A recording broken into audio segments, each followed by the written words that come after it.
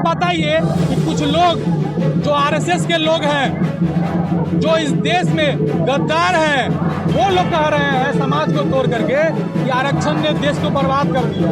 हम यही उस लड़के से कहना चाहते हैं,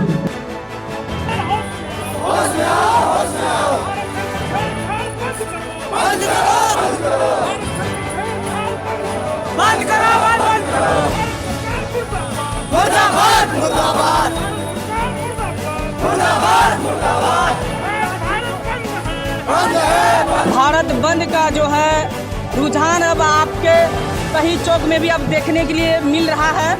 आइए हमारे साथ जो हमारे यहाँ पे हैं राम प्रकाश महतो जी हैं, पूर्व शिक्षा मंत्री जी। तो आइए इनसे हम बात करते हैं सीधे कि आखिर किस बात को लेकर के ये लोग पूरे भारत बंद किए हुए हैं। आइए सीधे मिलाते हैं। सर बताइए कि अभी जो भारत बंद है, सर किन बातों के ऐलान को लेकर के आप लोग बंद किए? देखिए, भारत बंद SC ST समाज पर सीधा हमला है। ये अंबेडकर साहब ने जो हमको संविधान दिया है, पहला हमला हुआ अब 18 में, याद कीजिए, जब SC ST act, atrocities act 1989 पर हमला हुआ, उसको कुंद करने के लिए, उसके धार को कम करने के लिए। और तब भी 2 अप्रैल 18 को आंदोलन हुआ था और सरकार झुकी, वापस लिया।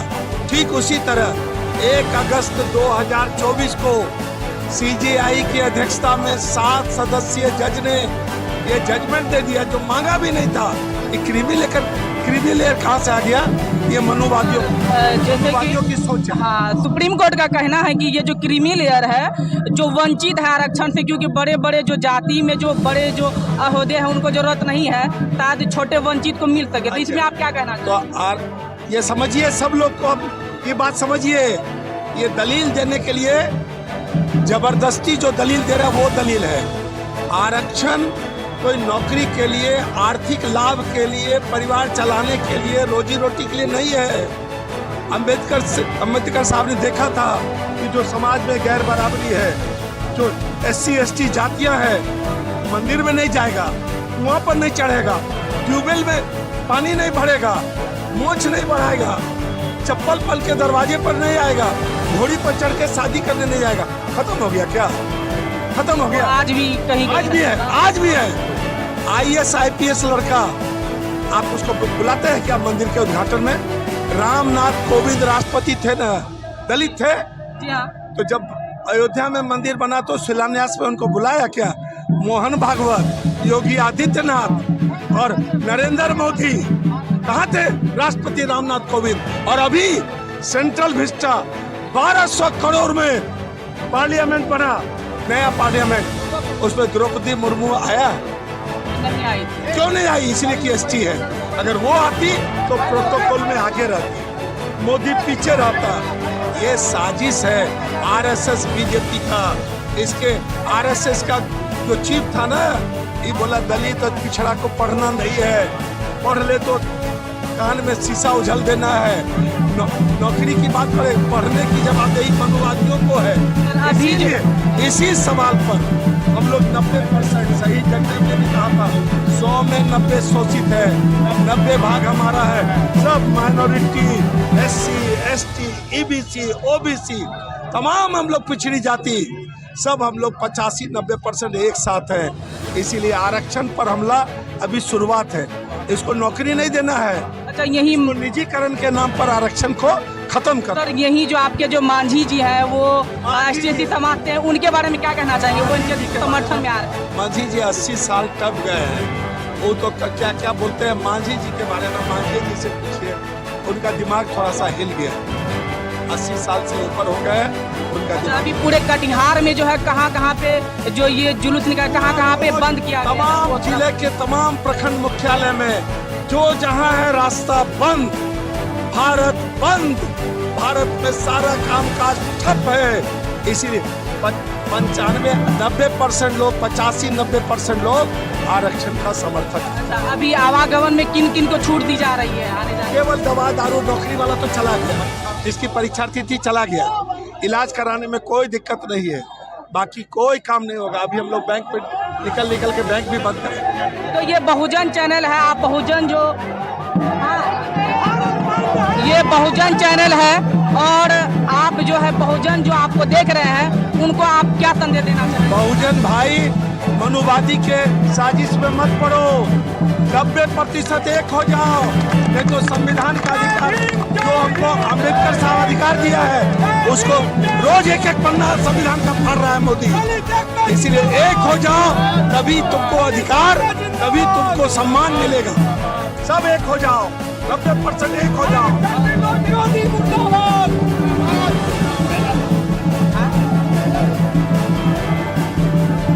आइए हमारे साथ अब देखते हैं, महिला की भी भागीदारी कम नहीं है, यहाँ पहुँची हुई है। जी आपका परिचय बताएंगे। राष्ट्रीय जनता दल की जिलाध्यक्ष हूँ और हमारे प्रदेश नेतृत्व ने ये निर्देशित किया है कि इस बंदी को हमको समर्थन देना है। हम लोग समर्थन, राष्ट्रीय जनता दल परिवार के लोग समर्थन देने के लिए आए और ये आरक्षण विरोधी सरकार, हमारे नेता ने हमेशा से ये कहा कि भाजपा एनडीए की सरकार ये आरक्षण विरोधी है। 65% जब आरक्षण बिहार में दिया गया, उसको भी कोर्ट के माध्यम से खत्म करने की साजिश करके उसको खत्म करवाने का काम किया। उसी तरह से देश में भी जब ये लोग देख रहे हैं कि जब बाबा साहब भीमराव अंबेडकर ने असमानता को दूर करने के लिए आरक्षण लागू किया था, संविधान में आरक्षण का प्रावधान किया था, तो उनको ये नजर आ रहा है कि दलित के बच्चे, पिछड़े के बच्चे, SC ST के बच्चे, वो तो सभी जगहों पर आगे बढ़ चढ़ करके वो आ रहे हैं आरक्षण के बल पर। वो ये मनोवादी सोच है, ये मनुस्मृति में उल्लेखित है कि अगर किसी पर शासन करना है तो उनको सबसे पहले उनके आरक्षण को खत्म करो। और यही मनुस्मृति और भाजपा RSS के लोग लागू करना चाहते हैं देश में। और हम लोग ये आपके न्यूज चैनल के माध्यम से बताना चाहते हैं कि SC ST, दलित, OBC, महादलित, पिछड़े, अत्यंत पिछड़े और अल्पसंख्यक सारे 90% लोग एकत्रित हैं। और हम रुझान आप देख रहे हैं। आइए अभी यहाँ के युवा भी बहुत बढ़ चढ़ के भाग ले रहे हैं। तो आइए हम सीधे बात करते हैं कि आखिर क्या किन मुद्दों को लेकर के ये लोग सड़क पे उतरे हुए हैं।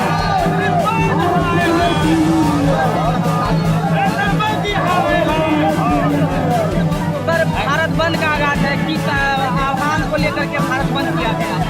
राणा, आज हम लोग SC ST समाज के तमाम साथी, के तमाम साथी ये भारत बंद हम लोग कराए हैं। और ये जो बैनर है, ये बैनर है आरक्षण बढ़ाओ, संविधान बचाओ मोर्चा। इस मोर्चे के तहत आज हम लोगों में 8 सामाजिक संगठन मेरे साथ है। अब आदिवासी विकास परिषद मेरे साथ है, आदिवासी खरवार आदिवासी एकता परिषद मेरे साथ है और भीम आर्मी मेरे साथ है। इसके बाद पासवान एकता मंच मेरे साथ है। तो हम सब एक हैं। ये जो स्वीपर समाज का जो एक संगठन है, उसके हमारा भीम बास्फोर जी हैं जिलाध्यक्ष, वो मेरे साथ हैं। और इस तरह से हमारे साथ आदिवासी विकास परिषद युवा ब्रिगेड का भी हमको समर्थन प्राप्त है। और हम लोग तमाम लोग आज ये सुप्रीम कोर्ट का जो निर्णय आया था कि 1 अगस्त 24 को कि संविधान और जो आरक्षण है उसमें वर्गीकरण, और ये राज्य सरकार को ये पावर दे दिया कि आप इसमें आप अपना लगा सकते हैं।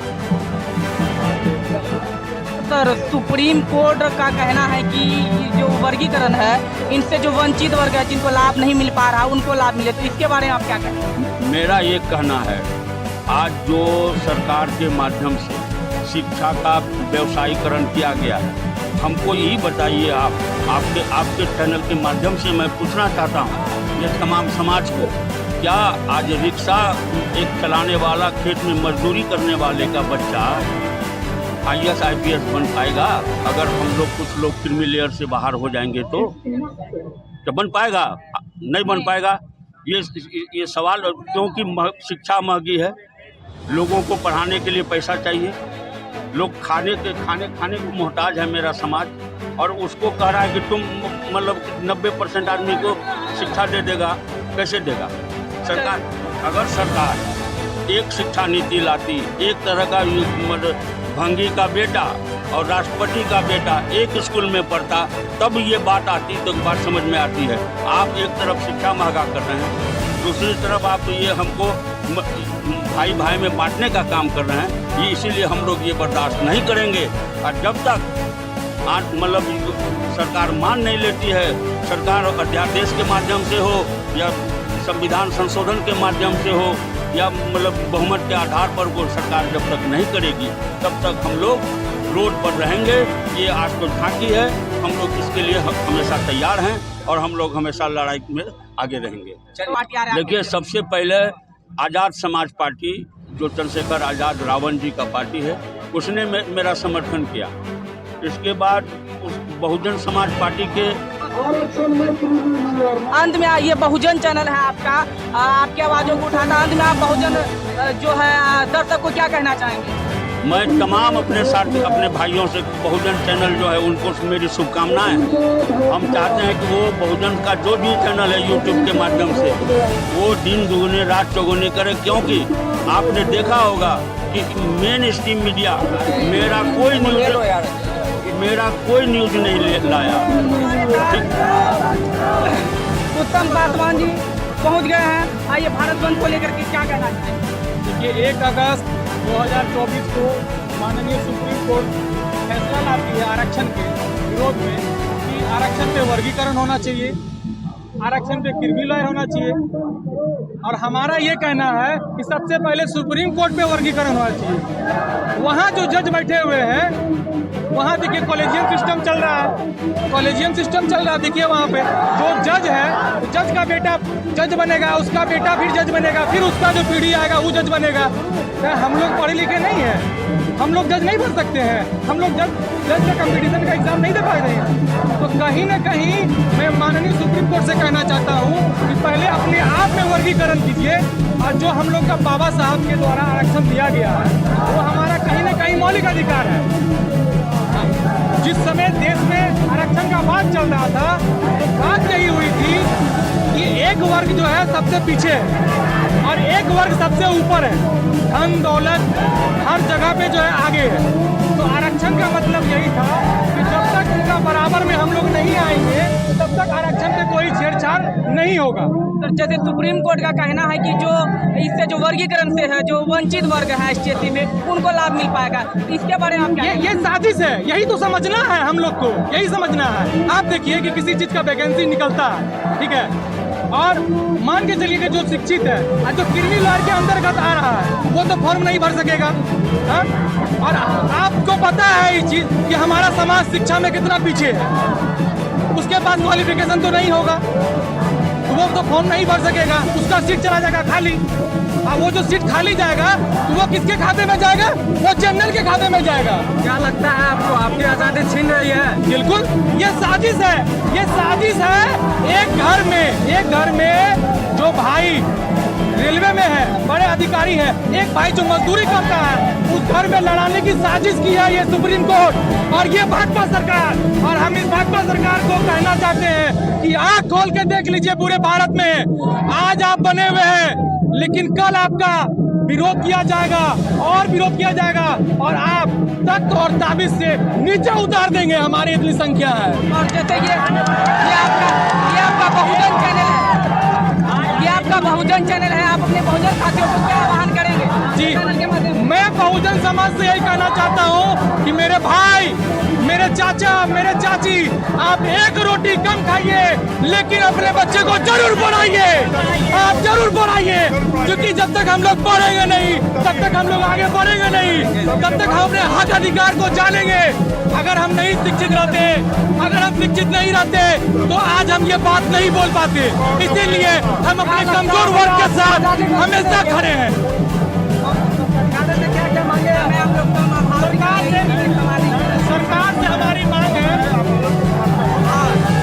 सरकार से हमारी मांग है कि आरक्षण को, सरकार से हमारी मांग है कि आरक्षण को 9वीं सूची में डाला जाए।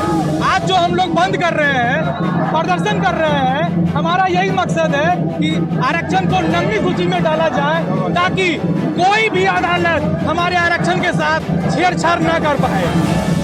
सरकार तो बोल रही है कि सरकार अभी जो है आपका जो ये सरकार ये भी बोली थी कि हर साल 2 करोड़ नौकरी देंगे, हम फलना करेंगे, हम चिल्ला करेंगे। तो सरकार झांसा ही दे सकती है और कुछ नहीं कर सकती है। पूरे कटिहार जिला में कहाँ ये बंद का प्रभाव पड़ा हुआ है? आपको एक बात कहना चाहते हैं आपके मीडिया के माध्यम से, बताइए कि कुछ लोग जो आरएसएस के लोग हैं, जो इस देश में गद्दार हैं, वो लोग कह रहे हैं समाज को तोड़ करके कि आरक्षण ने देश को बर्बाद कर दिया। हम यही उस लड़के से कहना चाहते हैं, आप बताइए कि नीरव मोदी कौन जात का था जो पैसा लेके देश का भाग गया? माल्या कौन जात का था? उसको कौन आरक्षण मिला था जो देश का पैसा लेके भाग गया? उसको आप लोग अमित शाह जाकर के कंप्रोमाइज करते हैं। कितना पैसा देना होगा तब आपको ये होगा वो होगा। आप बताइए कि हम कितने बार प्रधानमंत्री बने हैं? हमारा जात का, हमारे एससी का, एसटी का कितने प्रधानमंत्री है? कितना देश बर्बाद कर दिया बताइए। मिला जुला के राष्ट्रपति माननीय राष्ट्रपति को देखिएगा तो कितना परसेंटेज है हम लोग बने हैं। मंत्री देखिए, आज अगर हमारे पास बाबा साहब का दिया हुआ आरक्षित सीट भी नहीं रहता तो आज हमारे समाज के लोग न सांसद बन पाते, न ही विधायक बन पाते। इसीलिए कहीं न कहीं ये सरकार अपना काम तो कर रही है, लेकिन हमारे समाज के विरुद्ध काम करती है। हमारा समाज जो है आज एक होकर जो परिचय दे रहा है कि हम एक है, तो सरकार का नीति सरकार बिल्कुल मनमानी कर रही है। ये सरकार की नहीं ये जो है कटिहार जिले में अभी कहाँ ये देखने के लिए मिल रहा है? सारे चौक पे लगे हुए हैं और ये सरकार जो मनमानी कर रही है SC ST के साथ, ये सरकार की बिल्कुल नहीं चलेगी। ये काला कानून सरकार वापस ले। शहीद चौक, मनिया चौक, उसके बाद आपको मर्चावरी चौक, गौशाला, अम्बेडकर चौक, ये सारे जगह पर हम लोग बाधित किए हैं। हम लोग भारत बंद का जोर समर्थन करते हैं। आपका परिचय? मेरा स्वर्ग अजय पासवान।